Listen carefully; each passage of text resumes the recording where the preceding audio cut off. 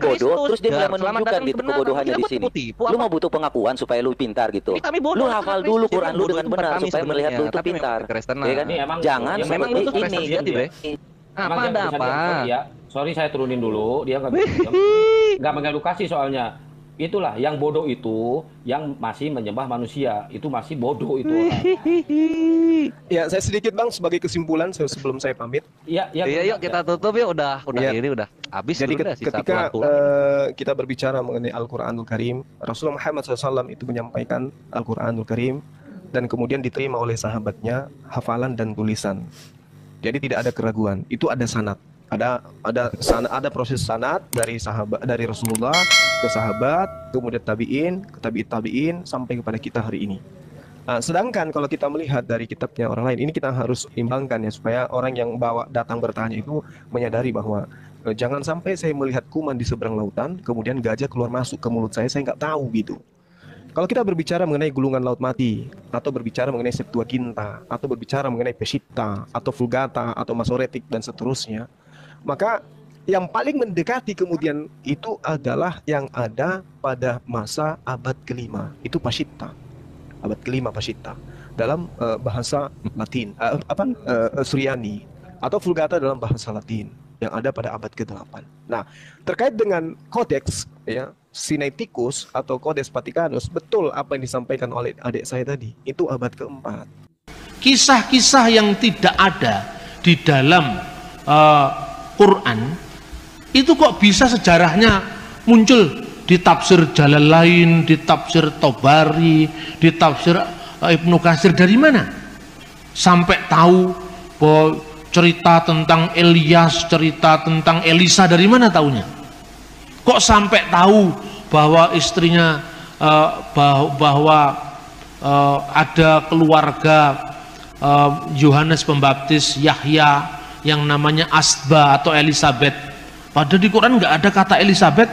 Kok sampai muncul nama Elizabeth, dari mana coba? Ya dari Bible, dari mana lagi kalau bukan dari Alkitab?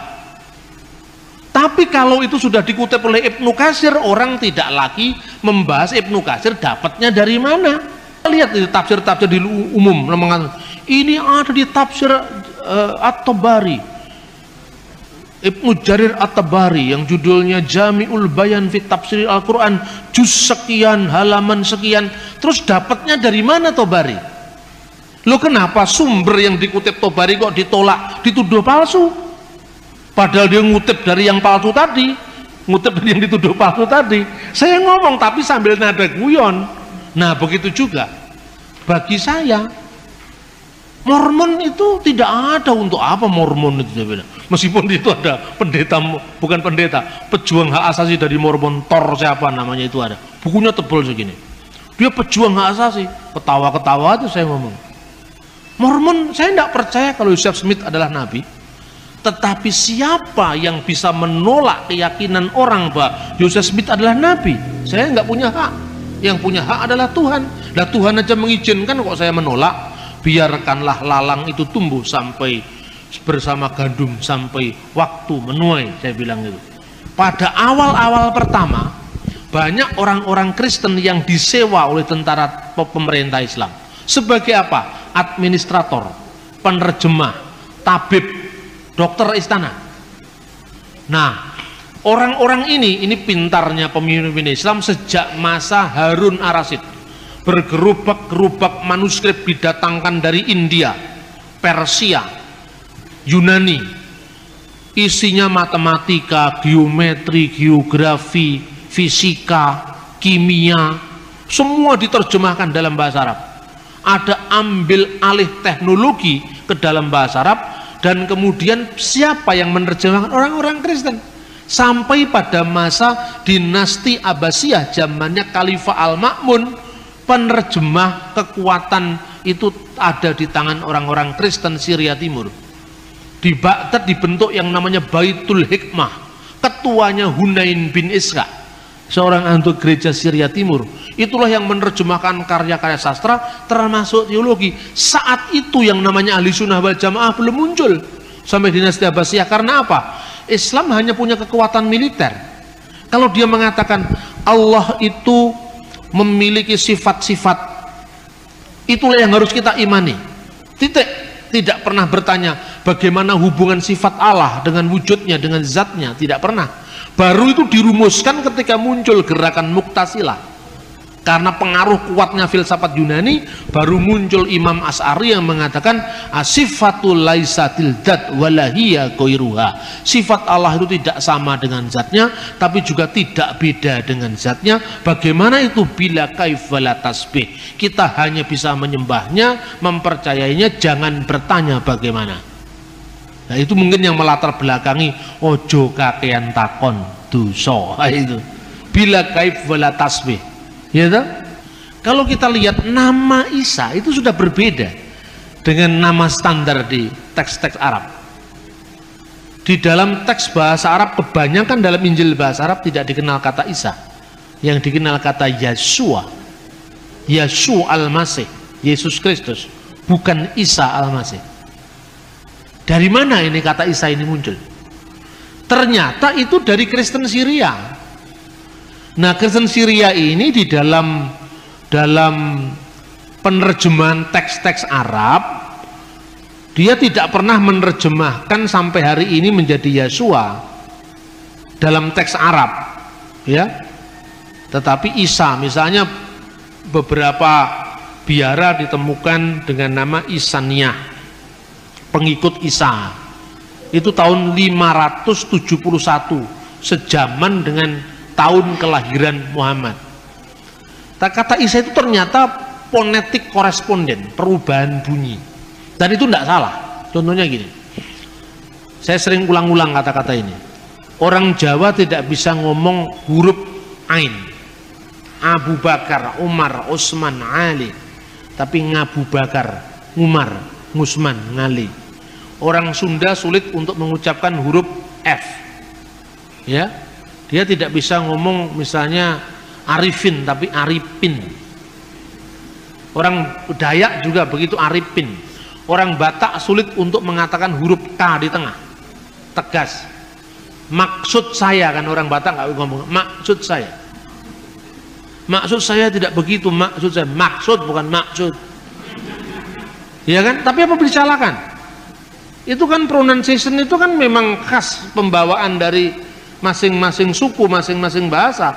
Justru karena itu saya tahu kalau Anda orang Batak, karena tidak bisa ngomong maksud tapi maksud. Kalau disuruh ngomong sebetulnya bisa, tapi karena udah keenakan begitu. Orang Bali tidak bisa ngomong huruf D dan D, makanya sulit masuk Islam, kan nggak bisa ngomong dalika, dalika, kan orang Bali.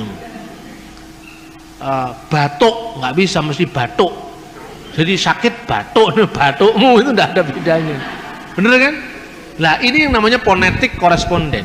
Orang bahasa serumpun pun begitu. Misalnya orang Arab menyebut dengan huruf, orang Yahudi menyebut dengan Yod, Yerusalem. Kok menjadi bahasa Urusalim? Tiba-tiba menjadi alif dan hamzah di atasnya. Kadang-kadang menjadi ain. Maka dalam konteks itu Yeshua menjadi Iso, Isa. Seperti O panjang kadang-kadang menjadi A panjang, misalnya Shalom itu Shin, Shin bukan Sin, Shin, Shalom, Shin, Lamet, Wau, Mim. Jadi O-nya yang panjang bukan L-nya yang panjang. Shalom. Menjadi O yang panjang tadi menjadi A panjang. Salam. Shin-nya menjadi Sin. Jadi bukan Shalom tapi salam. Shalom alaihim, assalamualaikum. A-nya yang panjang. Maka seperti Shalom menjadi salam, Iso menjadi Isya. Seperti Yesaya menjadi Isaya, Yeremia menjadi Irmia, Yerusalem menjadi Urusalim, Yordan menjadi Urdun, maka Yeshua menjadi Isa. Ini fonetik koresponden. Tapi bukti manuskripnya tidak ada Injil yang pernah memakai kata Isa. Kenapa di sini kok pakai kata Isa? Karena Islam mendasarkan tradisi lisan, bukan tradisi tertulis. Ini bukti lagi bahwa zaman Muhammad Injil belum diterjemahkan dalam bahasa Arab. Kan begitu. Terus kemudian banyak teks-teks lain yang dipengaruhi bahasa Arab. Misalnya nama Yuhanna menjadi Yahya. Itu Zahia. Dalam dialek Syria Barat Yuhanna. Tapi ada beberapa dialek Syria Timur, Palestinain, Aramaik itu adalah Yahya. Yahya menjadi Yahya. Kemudian muncul lagi kata-kata kalau Abraham menjadi Ibrahim, itu umum sekali. Seperti misalnya kata Nimrod menjadi Namrud, Ibrahim menjadi Ibrahim. Itu dalam gejala bahasa namanya metatesis, ya, metatesis. Itu contohnya banyak. Nah, kemudian dari konteks perjanjian lama banyak narasi-narasi dari Talmud yang kemudian masuk mewarnai teks Islam, Al-Quran misalnya. Ibrahim dibakar tidak mempan dalam api. Dari mana sumbernya? Ternyata itu seorang rabi Yahudi abad kedua Masehi, ya, Pirkir Rabi Eliezer menerjemahkan Ur itu Ur menjadi Ur. Jadi di situ dikatakan Ani Adonai Asher Hoshetika Me Ur Kasdim. Kejadian pasal 15. Akulah Tuhan yang telah mengeluarkan engkau dari Ur Kasdim. Itu firmannya kepada Abraham. Dibaca oleh Pirkei Rabi Eliezer, Ani Adonai Asyar Hoshetika Me Ur Kasdim. Akulah yang Tuhan yang mengeluarkan engkau dari api negeri Kasdim. Maka kemudian konteksnya Abraham dibakar tidak mempan. Itu sebenarnya tidak ada dalam teks. Itu karena kesalahan transmisi teks. Contoh yang lain misalnya, kisah tentang Sulaiman, Salomo yang memasuki Ratu Sheba, yang dalam tradisi Yahudi abad kedua ketiga Masehi disebut Bilqis. Kemudian nama itu masuk dalam Al-Quran, Bilqis. Itu kemudian ketika Ratu Sheba ini datang ke istananya Salomo, istana itu dibuat tempat duduknya, lantainya dari kaca. Nah ketika dari kaca, kemudian Ratu Bilqis itu menyibakkan kainnya. Nah, kemudian di dalam cerita legenda sampai Salomo melihat bulu-bulu betisnya. Lah ini tambahan lagi yang pikiran-pikiran keras mendapat tempat di situ. Karena dia menyingkapkan kainnya. Di pikirnya itu adalah air, padahal itu adalah kaca. Nah sebelumnya itu menggambarkan kehebatan Salomo itu digambarkan. Waktu itu pasukan burung-burung semua menghadap kepada Salomo. Kemudian Salomo ketika melihat memeriksa barisannya, ini dari sebuah komentar kitab Ester, tapi tradisi ekstra kanonik Yahudi, tradisi yang tidak resmi di kalangan Yahudi, yang tersebar dalam bentuk dongeng orang-orang Yahudi di Medina saat itu. Digambarkan bahwa mana semua burung sudah hadir, semua makhluk sudah hadir, kecuali bulbul yang tidak hadir. Nah, di dalam teks tafsir Ester itu sebetulnya disebut ayam jantan yang tidak hadir. Tapi kemudian nggak tahu dalam konteks Al-Quran burung dengan ayam kan mirip. Lalu diartikan di situ bulbul. Bulbul di mana? Sulaiman sangat jengkelnya mau membunuh bulbul itu. Tapi tidak lama kemudian bulbul datang kasih laporan. Di muka bumi ini ada satu kerajaan yang belum tunduk pada Anda, yaitu kerajaan Sheba. Ratunya seorang perempuan gini-gini. Nah kemudian Sheba pun akhirnya datang ke situ. Terus kemudian dalam itu menurut Targum Ester, ekstra kanonik, tapi dalam Al-Quran ditambahi pasukan jin. Nah Anda teliti bulbul itu kata apa, pasti bukan bahasa Arab asli. Itu bisa dilacak. Kemungkinan itu beberapa ahli menduga itu dari unsur Ethiopia. Dan kenapa Ethiopia? Ethiopia pernah hubungan intens dengan Islam. Raja Negus al-Asyam itu dari sumber perjanjian lama. Terus kemudian ada fakta-fakta kristologi yang dikaburkan. Zakaria Nabi dalam perjanjian lama dikaburkan dengan Imam Zakaria dalam perjanjian baru, yang adalah bapak dari Yahya Pembaptis, ya kan? Kemudian Miriam dalam perjanjian lama yang saudaranya Harun dan Musa, anaknya Amram. Amram punya anak Musa, Harun dan Miriam kan, dikaburkan dengan Maria perjanjian baru. Sehingga ketika Maria membawa anaknya tanpa menanyakan, tanpa memberitahu siapa bapaknya Yesus itu, ya kan, itu kemudian ditegur oleh kaumnya. Versi surat Maryam, wahai Maryam saudara Harun, ya Maryam ukta Harun.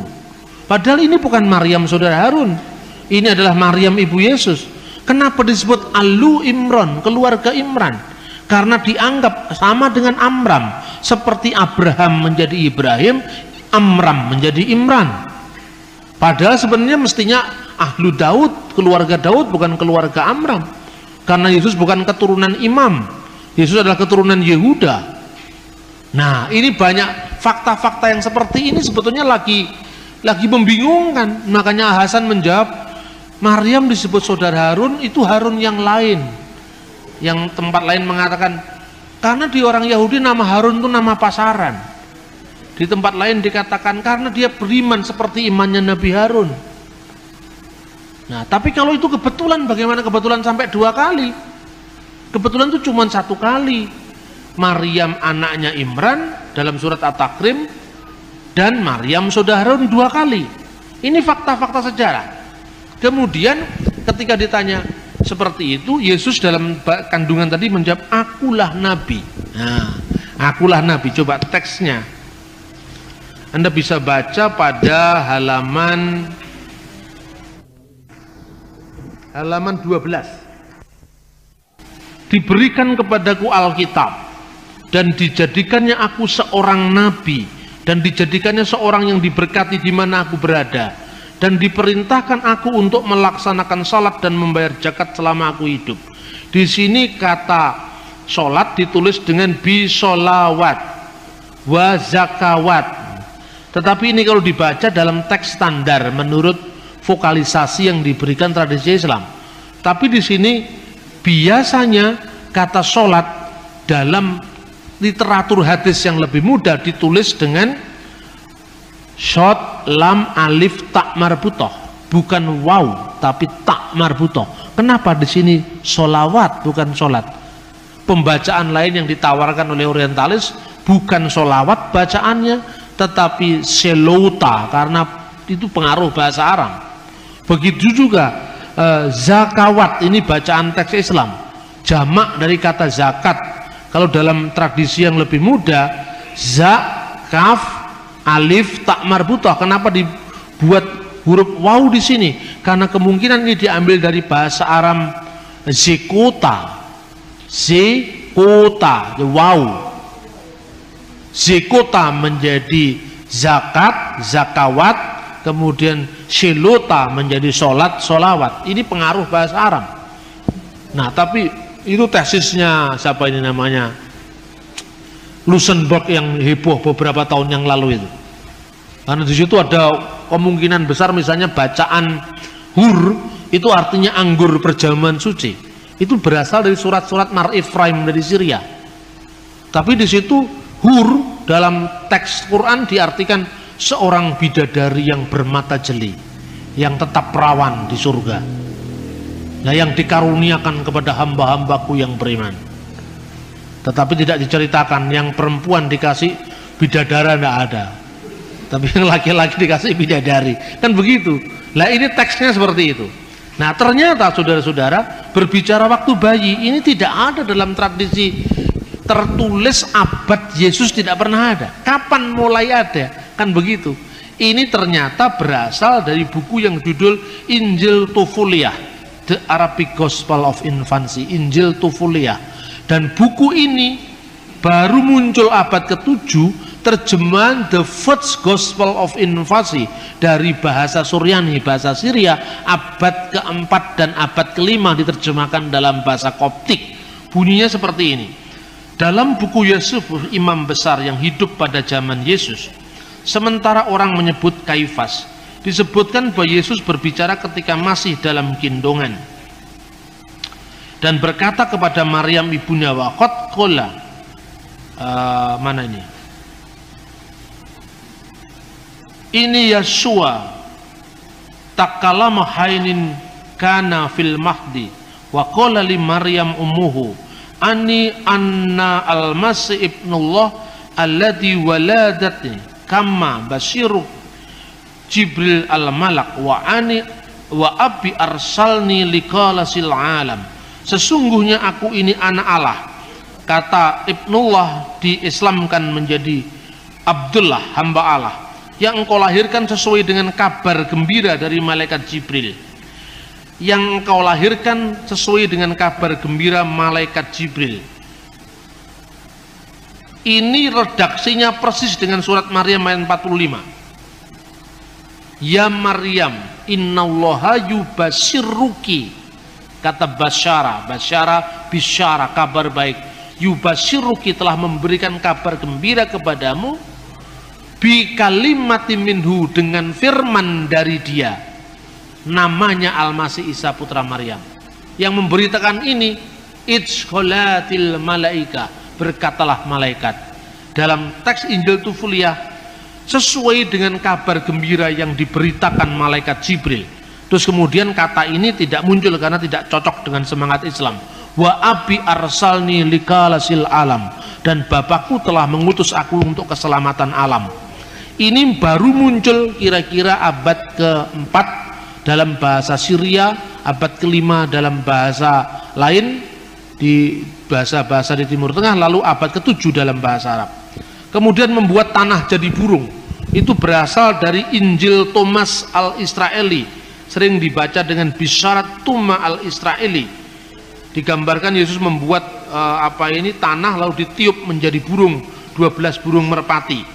Ini kemudian muncul dalam surat Ali Imran ayat 49, ya, surat Al-Maidah ayat 110. Ini Anda bisa membaca ketika dalam ayat halaman 14 tentang masakan anak Yesus ketika umur 5 tahun membuat mujizat tanah menjadi burung pada hari Sabat. Nah, kemudian tentang Tritunggal yang dipahami Tritheisme itu juga bisa berangkat dari tradisi pagan Arab di Mekah. Nah, ini beberapa setting sejarah yang ternyata itu diambil dari literatur apokrifa. Nah, sekali lagi saya sampaikan kepada Anda, menyampaikan arah seperti ini memang harus sangat hati-hati. Saya bisa ngomong begini di jaringan Islam liberal, tidak menjadi masalah. Tetapi saya akan mikir 2 kali kalau saya harus ngomong begini di forum-forum yang lebih lebih fundamentalis. Jadi saya lihat situasi.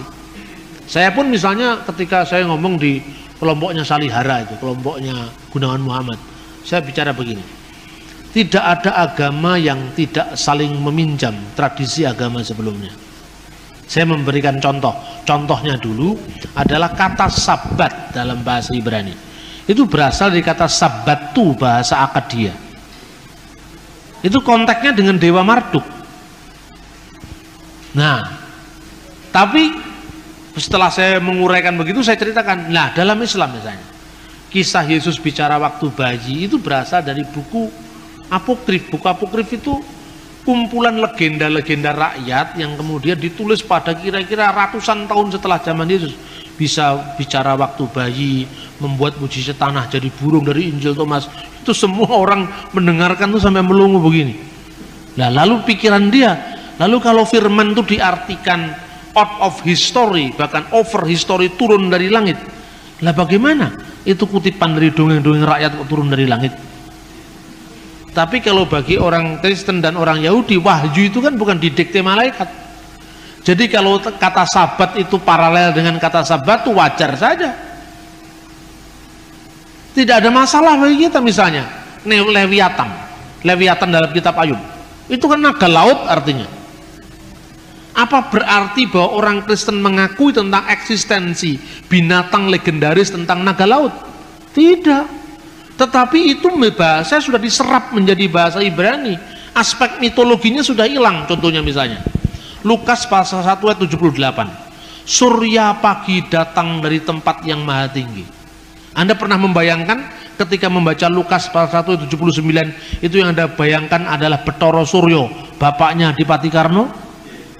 Tidak, tapi karena kata surya sudah diserap dalam bahasa Indonesia, sudah mengalami demitologisasi, bukan mitos yang dialihkan tapi bahasa atau istilahnya. Bagi orang Kristen memahami yang seperti tidak terlalu sulit. Karena apa? Wahyu bagi kita tidak turun dari langit, tapi wahyu itu menyejarah. Bagaimana hubungan Injil dengan kebudayaan? Kalau bagi Islam, Quran itu bukan hasil budaya. Kalau Injil, bahasa yang untuk menulis Injil itu hasil budaya. tapi pesan-pesan teologisnya itu dari surga. Surga kan tidak ada bahasa tertentu. Bahasa yang dipakai oleh kitab Injil, Taurat, semua kan bahasa manusia. Terus saya mau tunjukkan bahwa ada kontekstualisasi yang sangat indah antara budaya lokal dengan pesan-pesan ilahi. Contohnya, Alkitab sering menyindir dengan bahasa-bahasa plesetan. Mungkin tidak pernah ada yang neliti fungsi bahasa plesetan dalam Alkitab. Pernah? Ada di Alkitab. Saya bisa mau tunjukkan kepada Anda. Contohnya, ketika Alkitab mengekspos menara Babel. Waktu itu bahasa seluruh muka bumi ini satu adanya. Nah, lalu mereka mau ingin mencapai Tuhan dengan mendirikan menara. Betul? Untuk apa? Karena dengan menara itu dia akan lewat Babel. Itu kan sindiran terhadap agama pagan Babel. Dengan kekuatan sendiri mau mencapai yang namanya pintu ilahi. Bab itu pintu, El itu ilah, pintu dewa. Nah, manusia sudah membangun menara itu, akhirnya oleh Tuhan diporak-porandakan dengan pluralisme bahasa. Akhirnya mereka kacau balau, bukan Babel yang didapat, tapi Balel yang didapat. Balel itu plesetan dari Babel, artinya kacau balau. Katanya Babel, nyatanya Balel. Katanya mau mencapai pintu ilahi, ternyata kekacauan. Itu kan sama dengan parian bahasa Jawa. Jari ini bola kok ireng, jari ini sekolah kok meteng. Hubungan antara eng itu ada, el itu ada, itu sebetulnya ada dalam budaya Alkitab. Ini kan menarik. Ayo, pernah kehabisan bahan untuk ngomong budaya? Tidak pernah, karena Alkitab ini sangat kaya dengan itu. Di video yang barusan kita simak bersama, di mana seorang apologet Kristen mempertanyakan tentang asal-usul Al-Quran kepada Juma, dan kita sudah dengarkan penjelasan Juma tentang kitabnya sendiri dan bagaimana Al-Quran itu diturunkan kepada Nabi Muhammad dengan penjelasan yang dipahami oleh Juma sendiri. Dan saudaraku dalam Tuhan, beberapa pertanyaan yang cukup tajam juga disampaikan oleh apologet Kristen kepada Juma, dan sepertinya jawaban Juma ya kurang memuaskan dari apologet ini atau penanya ini. Nah, tentang hal ini seperti apa pendapat saudara, silahkan tulis di kolom komentar. Dan kita juga sudah mendengarkan seperti apa penjelasan Bapak Bambang Nursena tentang Al-Quran itu sendiri. Ya, beliau dengan terus terang mengatakan bahwa ya ada beberapa di mana isi Al-Quran ini mirip atau sama dengan isi daripada Alkitab, dan kita sudah tahu bahwa Alkitab lebih dulu daripada Al-Quran ya. Ribuan tahun jarak antara Alkitab dengan Al-Quran ya. Nah, saudaraku dalam Tuhan, tentu kita paham bahwa ada beberapa tokoh yang sama atau setidaknya mirip di dalam Alkitab dengan Al-Quran. Misalnya Musa, Daud, ya, siapa? Elizabeth, ya, dan lain sebagainya. Dan saudara dalam Tuhan, kisah-kisah beberapa tokoh dalam Alkitab pun sepertinya mirip dengan yang ditulis dalam Al-Quran. Lalu setelah mendengarkan penjelasan Juma ya, pertanyaan apologet Kristen dan juga penjelasan Bapak Bambang Nursena ya, penjelasan siapa yang lebih tepat menurut saudara? Apakah Juma atau apologet Kristen? Silahkan tulis tanggapan saudara di kolom komentar.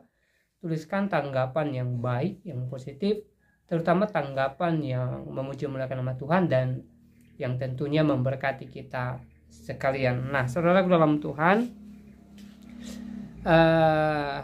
kalau kita kembali kepada Alkitab, maka di sana kita bisa melihat dan menemukan, bahkan bisa membaca bagaimana di dalam Alkitab ini dituliskan tokoh-tokoh Alkitab mulai dari Adam, manusia pertama, dan kisah selanjutnya, misalnya kisah Abraham, kisah Daud, ya, Saul, dan Yesus Kristus, ya.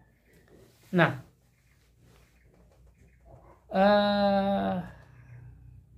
kalau kita lihat dalam Alkitab, ya, kisah para tokoh Alkitab ini ditulis dengan detail, ya, dengan akurat, dan kita bisa belajar bagaimana kehidupan mereka, bagaimana pelayanan mereka, dan bagaimana keseharian mereka, ya, yang dicatat di dalam Alkitab, ya.